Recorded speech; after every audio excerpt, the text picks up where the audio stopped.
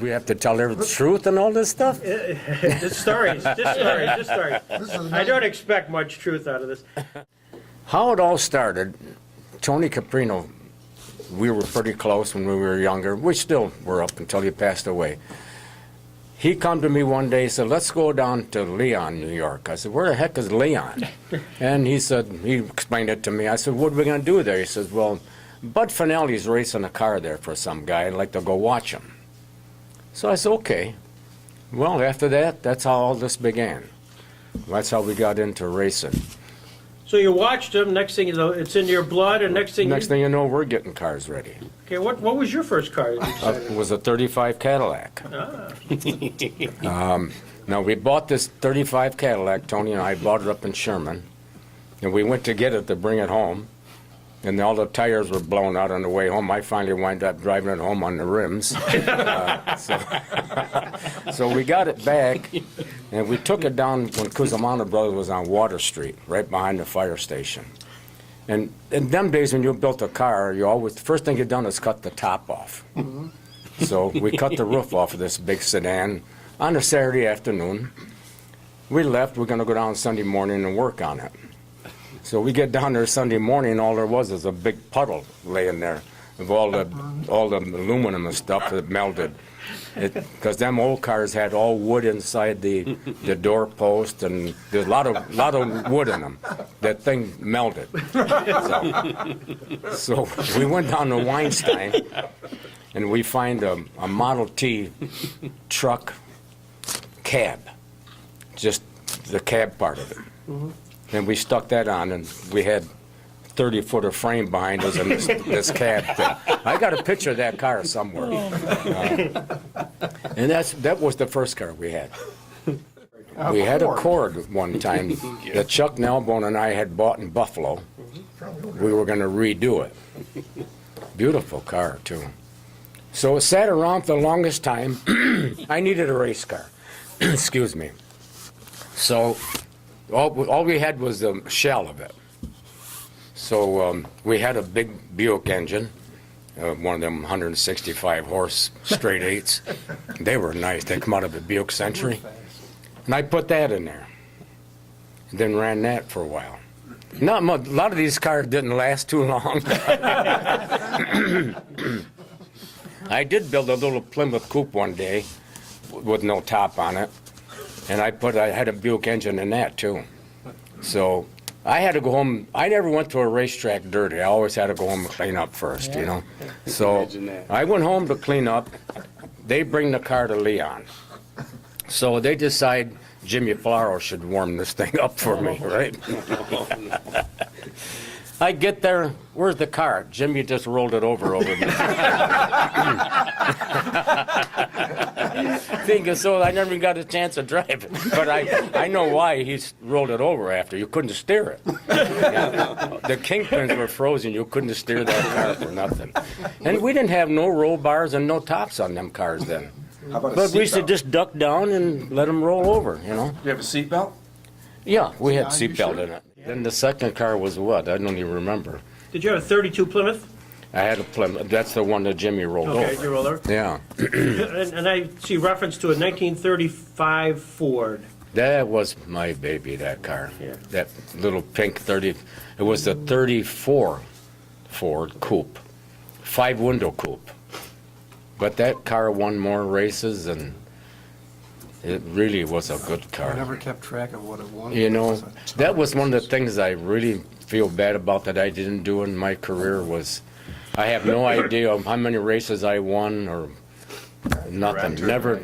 All I was interested in when's the next race, you know. So I never kept track of none of that. But we won a lot of races at Jamestown Speedway with that. We used to run the car in high gear down there because it was a half-mile track. Right. And we had the right gear. Everything was just right for that track, for that car at that track. We won. We used to decide what we're going to do with the money before we even got down there. Well, let's go. What did you decide? Let's go get our. Yeah. Let's go get our $50. Yeah. Speaking of Jamestown Speedway, I had a patient call me a few months ago, and he goes, "You know, I got these old videos of Jamestown Speedway. You might be interested in them." Yeah, and so I said, really? He goes, yeah, he lives right near there. So he sends me these things on the internet, and he says, I think your uncle might have been racing there. You know, he's got these pictures, and I'm looking, and I'm looking on the internet watching them, but I didn't see any 27. I was looking for 27, you know. So I No, go to it my wasn't. uncle, I go, Uncle Sam, I got these pictures of Jamestown Speed, but I don't see any 27. This guy thinks you're racing. He goes, hey, I might have been number 11 then. I said, 11? I said, where did that come from? He goes, we had 11. This way, if you flipped over, the number was the same. I said, really?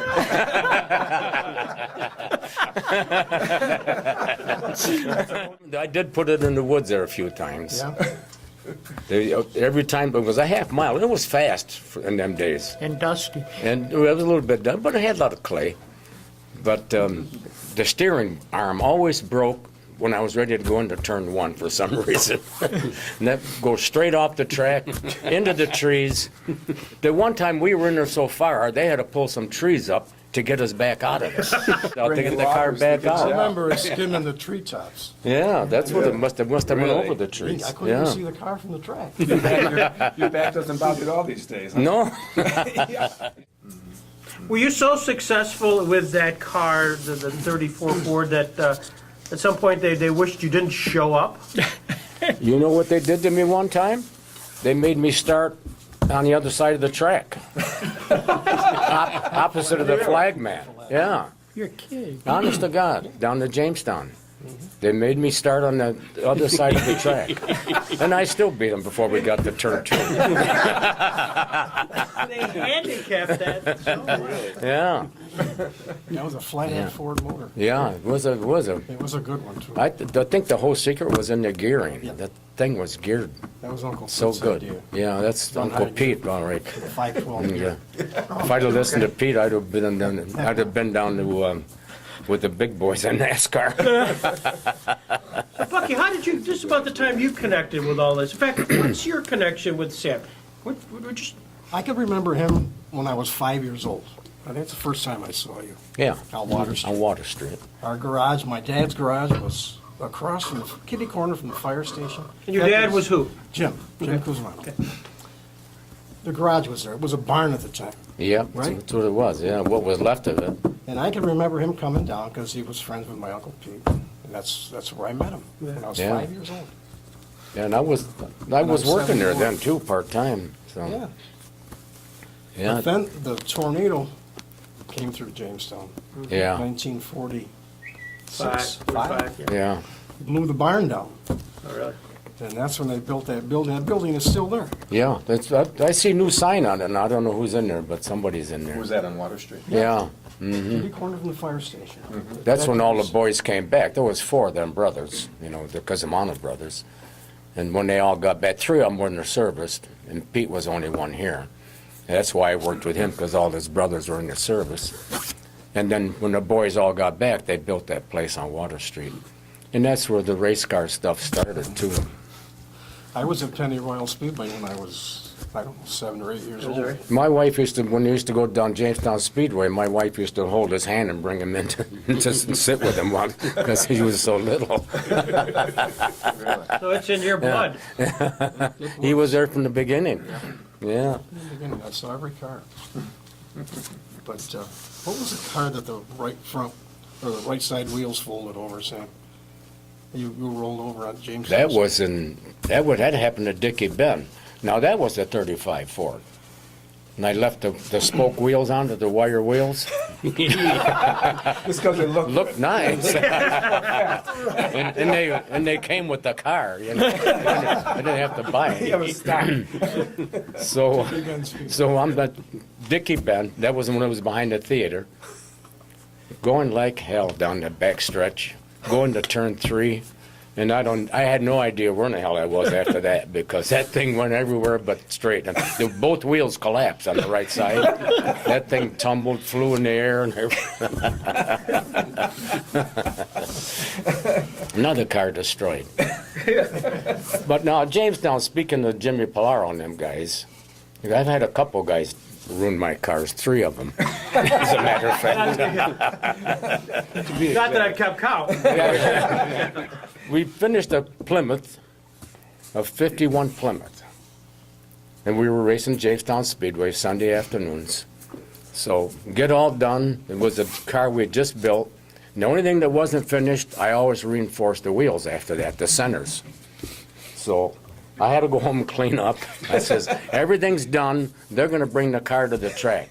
I says, make sure when you get there, put the wheels on. Okay. So I'm going to start racing. The car wouldn't run because we had just brought it out. There was missing, backfiring. All at once, the thing took a hold. I don't know, must have been the plugs were fouled or what happened. But then you start going like hell.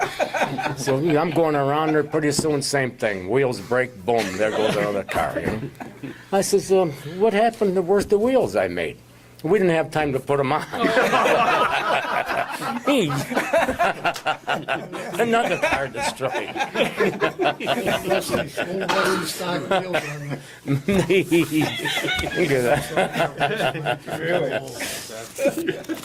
But the other car I had wrecked, he's trying to get Pete and Elbone on that thing. I don't think it's going to work. But we had just built a '59 Ford, it was another one of my good cars. Yes, it was. That was a good one. So get that all done. Had a fresh engine and everything in it. So I'm working. Pete and Elbone's not working, him and Lyle Brown. They said, we'll take it up to the state line and we'll break the motor in. Okay, Doesn't so sound good. they're putting around. Pretty soon, Pete wants to drive. So Lyle's going to show Pete how to drive. So Lyle gets in the car with him. You know? So he's got Pete driving. They go around 3 and 4. He goes over that big sewer over there, and pretty soon, bada bang, it comes back flat. You know? And the races were gonna start the next day. This was on a Friday. But we did get it back together. I mean, people came from everywhere to help us fix that car. It's unbelievable. tell you, Joe I remember Sonner and Johnny Morielli. yeah, there were so many Office guys right there north. jacking on that, getting them, so, because we ran windshields then, to get the windshield back in and get the top pushed up and, but after that was one of the best cars I ever had. It was. Must have been tweaked it just right. Put enough wedge in it. Do you have some stories about Sammy LaMancuso? Yeah, but I can't tell a lot. Give it a shot. We've been friends for 50 years, and I don't remember a cross word between us ever once. Never. Never. No. Even when I rolled Sammy's race car over. Why don't you talk about what happened there, Pete? You might as well get your side of the story. The car was wrong. He told me that later. It wasn't my fault.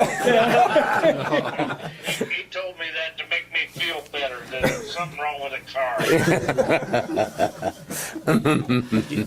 That's beautiful, Pete. We heard it was the maiden voyage of that car. Is that true? Oh, yeah. Yeah, Kenny and I were up at the racetrack just trying it out. We just tooling around there, and all of a sudden, the car just went upside down. Yeah, just tooling around. Yeah, it was a 50-lap race at State Line. I think either a mid-season or a memorial.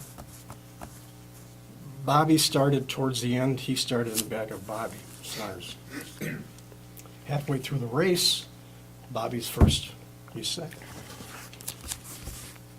2 laps to go. 2 flags come out. Bobby's first, he's second. I said, holy God, we're going to get second place. No. He gets inside Bobby, passes him in 1 and 2, pulls him down the backstretch, and wins the race. You don't beat Bobby too often. I almost passed out. Who beats Bobby Snars in the last lap? Nobody. We did. I think I might have crowded them a little bit. All I know is That was coming out of 3 and 4. You're proud of it. When I was working at Cusamanos, by then we were on Buffalo Street. And Harold Johnson, from Johnson to Salvage Yard, Twin Auto, he was up on end of Camp Street. But he always drove by Cusamanos' garage. So one day he stops in and he's looking for me. And he says, they're going to have a team race at State Line. Would you team up with my driver, Joe Sonner? I said, yeah, I'd be glad to try that, So we made arrangement to get together, and how that worked, they were gonna have one late model and one sportsman, or whatever they called them, things, the jalopies, or whatever they wanted to call them, one of each. And they're gonna do this 150 lap race, and both cars can never be on the track at the same time. So, okay, but that meant I had to sit in my car all the while. He started the race, Joe did, and Joe was pretty good up there at that point. He used to win a lot of races there. But anyway, he's leading this thing, and I'm sitting in my car and waiting for him if he needs to get a flat or something. So what happens? He breaks a right front spindle. And they're hollering, "Sam, get out there, Joe's broke down, the car broke." So I'm in the car, ready to go, so away I go, and darn if we didn't win that thing. Yeah. And when they went through the things, however they were doing it, they were recording it somehow when they did this to track the race. And we were the only ones that both cars out there at the same time. But I had to wind up winning the race in that old car, the biggest majority of it, too. You beat all the late models that were still running. Yeah. I'm not kidding you. Yeah. Now, what year was that? Flathead 6. 56? That was 56. Yeah. Joe Sonner had a 56 Ford. Yeah. How did you connect here? Well, I'll tell Another you. long story. Yeah, it is a long story, but I got time. it was, I was looking for car, or looking at cars, I guess. I didn't have any money, but I had an old 54 Chevy. That's the first car I ever had. And my dad always was a Chrysler guy and liked Dodges and whatever.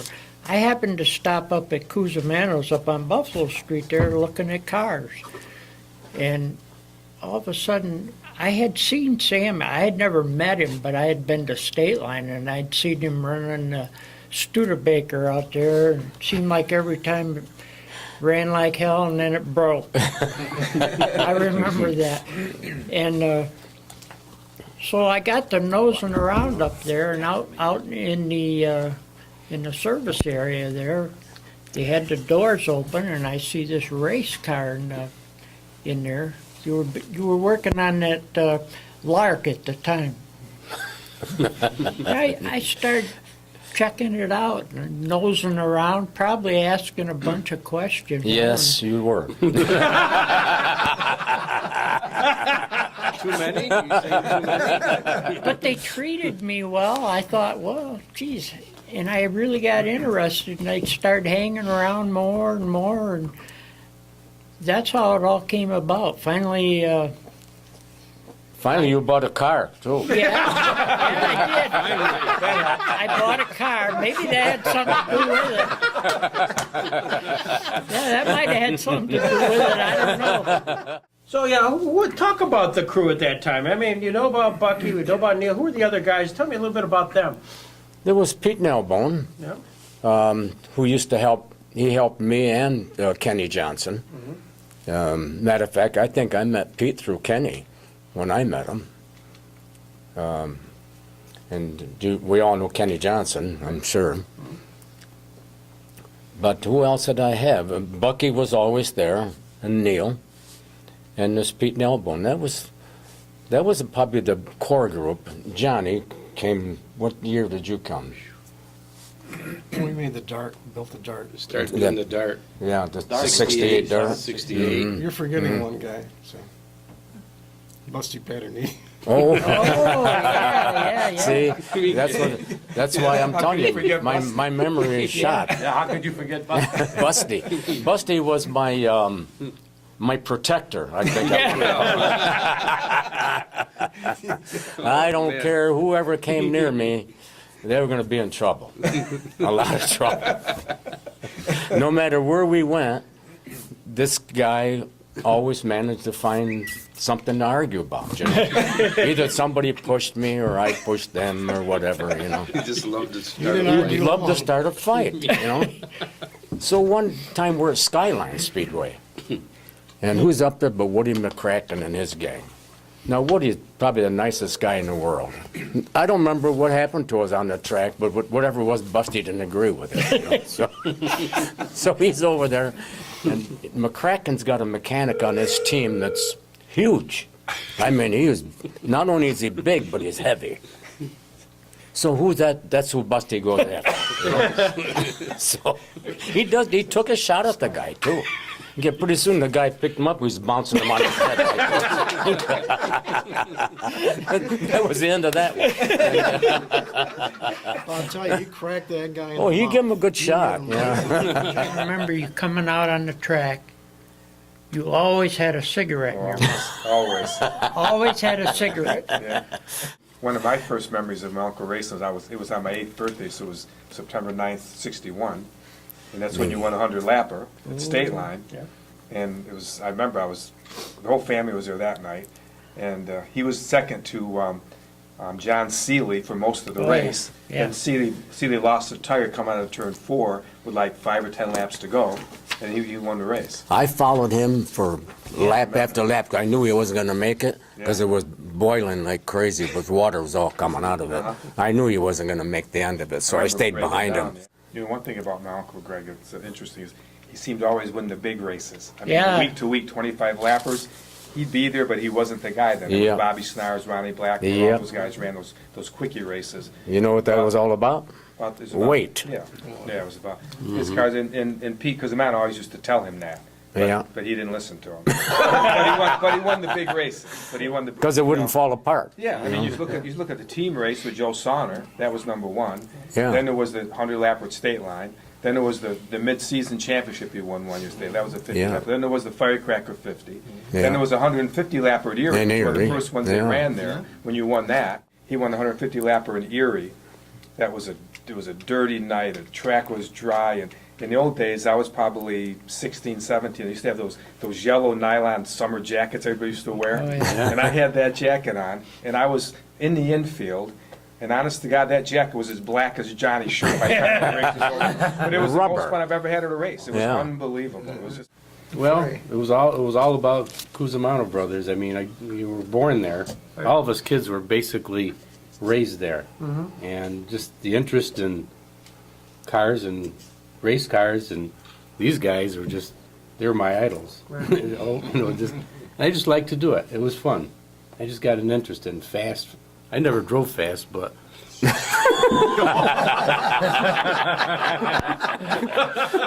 Maybe half-assed. Bucky did a couple Yeah, times. it lends itself to a follow-up question. Why did they laugh? I have no idea. It wasn't my fault. It's all recorded. It's all recorded, yeah. Statute of limitations is Yeah, running. It's anyway, okay. yeah, but it was just fun, just seeing those race cars and just listening to them, the stories. I mean, you had to pump up. I mean, your blood was just rushing, just listening to what these guys were doing. I wanted to go to the races, and I think the first time I did anything was just helping, probably washing the car. It was in the '68 Dart, Yeah, just yeah. looking around, and then from then on, it was fun. But I've been a blessed man with my life. I have a great family. My uncle was a huge part of that. I grew up around racing. You know, I wasn't a mechanic. I didn't race. But I just had that in my system, in my blood, and it meant a lot to me growing up. I mean, it kept me on the straight and narrow. I didn't get involved in other things other than that in school. So my uncle was all about quality. I mean, it wasn't being the fastest, I'll tell you that, but it was all about quality. Whatever happened subsequent to that happened, you know, and I think that's why he won the big races, didn't win a lot of the small, the small every week 25 lappers. But if you looked at the car he built, I don't think any car had been built better than his cars were, and I think that's something that our whole family's all about. It's all about that, and so that's a big part of what I learned, and again, just being part of a great family environment, great friends, the Cusimanos, you know, I've been fortunate. Type of person that you can ask a question anytime you want to, and he'll give you a good answer, and he'll help you anytime you need it. And this is the only way we can prepare him. Well, and you paid him by stopping what you were doing, That's picking up right. cars as often whenever he asked, including today. Yeah, that's great. That's a remarkable statement. All right, Bucky, I'm going to sashay over to you now. Is it I? And now it's you.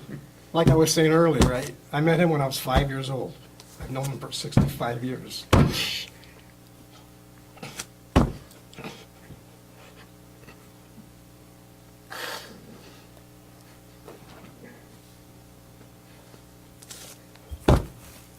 He's the main man. Yeah. Bucky's the main man. Sammy's a true friend. And now today, if I have a problem with a vehicle or something, he's the guy I go ask. And he always gives you an answer, and it's about 99% right. Think about Sammy LaMancuso. Great man, just like everybody has said here. We're all blessed because of Sammy, Bucky, our fathers, the Cusimanos, and the whole group of everyone that helped raise us and form our ways. I mean, we could all have taken a hard left somewhere down the line, but it's guys like Sammy that I always look up to. My dad, Sammy, and it's just everything's in place now because of these guys. If it wasn't for them, who knows where the hell we would have been today. But it's fun. You know, they've all said it again. You learn from other people, and there's no better people to learn from than Sammy right here. I just love it. I love the fact that I was fortunate enough to grow up at that garage with these guys around me. Well, our connection, is Sammy knew my father, and my father and Bucky's father were best of friends, and actually his father was my sponsor. So there was a little connection there, and my years through the garage with Sammy, watching this whole thing happen and going through racing, and as a young man, idolizing Sammy and a dear friend. And my dad had passed on, and Sammy was always there for me. So he was always kind of pushed me, and I had a whole little trouble thing, but got married young and was into cars and all this stuff. And Sammy, he'd always say, "What do you want to do with cars?" And then I started in the real estate business, and he was always pushing, and I never really knew why. But that's the friend that Sammy is as an individual. He knew your talents, so he kind of always pushed you towards your talent, not maybe what I thought I wanted to do. So I had somebody in the background kind of always helping me along in my little troubled way in life, and made me today who I am and helped carve that path. Well, when it was time to the car, and we'd gone to races for years, dirt track racing every Saturday. Sammy would bring his race suit. I'd pick him up. I lived on Barker Street, and when we moved to Marlow, I'd pick Sammy up. We went to State Line, went to Erie for years, into the 80s. So that was our connection to the racing. So when we talked about this car, we'd go to Charlotte to pick Pete and Elbow up. We did that for 10 years, 15 years, 20 years. We went to Charlotte race. Bucky, we'd take the car down, and we'd go down for the weekend for the racing. Well, then, when the 80th birthday come, and we're so excited, 80 years of having Sammy, and then we talk about that car, it's like, we're going to do it. Johnny and I talked about it probably for years. We'd talk about him and I'd be in the motor coach driving to a race, and we'd talk about getting the race car out, and Sammy maybe arguing with us. When that time came, and it was perfect, it was like the stars all lit up, there was no way I was going to let go. All he did for us, that car was going to happen, one way or the other. And it was a tough year because, as you all know, I decided that one of my bucket list things was take a motorcycle around the country.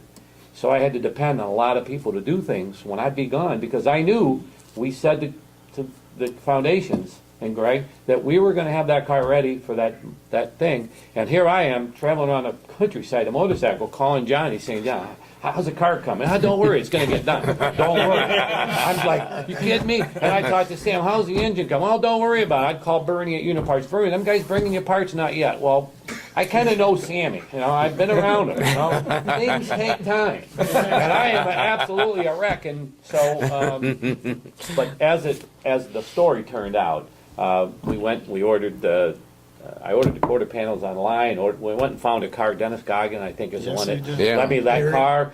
I got Bruce in the flatbed. I went up there and tried to buy the car and insulted the guy so bad I wasn't sure he was going to even let me on his property. And we were out scavenging parts, and it just worked. And I think as a group here, I've never done anything in my life that I felt so good about, because it brought this family and this group of guys together and this friendship together.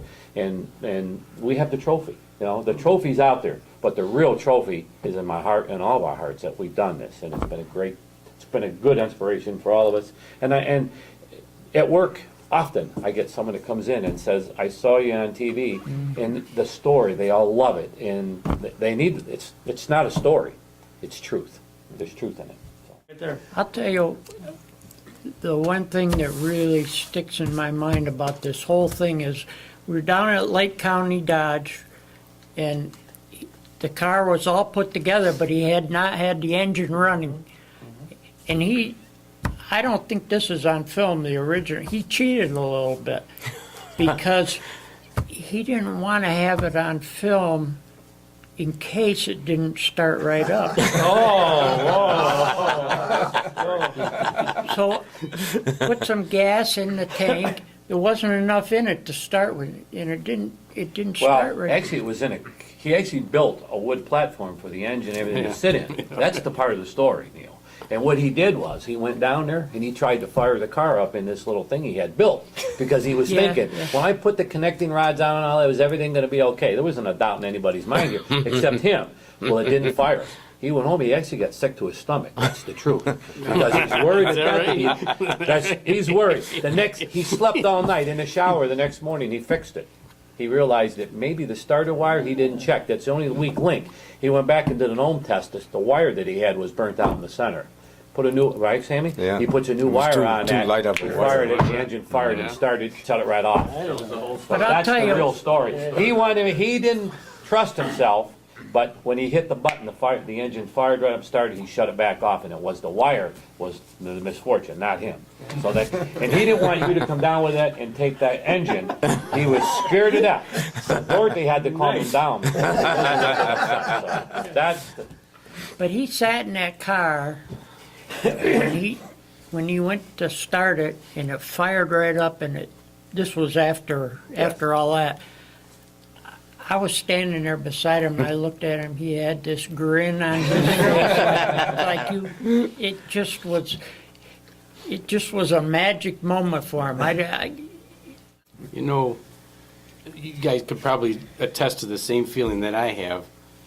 Once we started working on that car and we're into the body work and you were helping inside and doing your electrical stuff, we were reliving our past. That's no lie. And it wasn't on a movie. This was the real thing. We were reliving exactly what we used to do. That's right. How could you rewrite that script? How could you? That was, to me, It that seemed whole like summer. yesterday. You know, it took me a whole summer to do that, and it was one of the driest and best beautiful summers in Jamestown. I still had the best time in the world working on that thing every night after 5 o'clock, Yeah. because it was just. All I could do was think about the fun, the laughs, the jokes. You guys disagreeing to agree and agreeing to disagree, and all that stuff. I just relived my entire youth that one summer. Yeah. Honest to God, I did. Because I remember it was. I remember my Uncle Pete talking and telling them, "No, you should do it this way," and then they wouldn't listen, so Pete would leave. They keep going back, you know. And I was just a hammer man, and just do this, do that. And you were talking earlier about, what we did during the week. Well, it was almost every night. Yeah, it was. It was between the garage and Rasty's and the garage, back and forth, 'cause they had to rehydrate. It was hot in the summer. And it took us almost all week to do this. And his brother-in-law, Saturday, was re-lettering this thing, because we were painting by midnight Friday night Sure. to repaint this car. And then Saturday, we could be down there, that paint was still soft. We get to the track, then the got a little lettering. dirt on it, huh? Yeah, but those were all great memories. Oh, that you bet. Just, Yeah. so I relived my entire youth. This time I remembered it. So Sammy, it started it when it was your 80th birthday. You're now 80. 83 and a quarter. Wow. Yeah, you still have that same vivacious. But did you ever get a sense that during their last 3.5 years that all this would have transpired? And, Not one bit. yeah. It's completed my life as far as I'm concerned. I mean, it's That's what we wanted. absolutely, That's it. it's unbelievable. I was I've down, had more fun with it now than I had then. You know? most And I of get us, to drive through town with Greg sitting in the passenger seat. How do you beat all that? It's been so much fun, and And I'm I not- and it wouldn't happen appreciate if you every guys bit of didn't it.